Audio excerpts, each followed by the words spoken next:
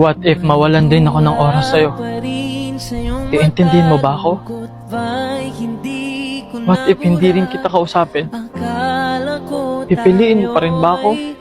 What if maging magulo yung sitwasyon? Kakapit ka pa rin ba? Gaya ng pagkapit ko?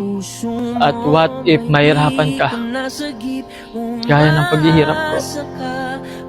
Lalaban ka pa rin ba? Gaya ng ginagawa ko ngayon? At what if saktan kita?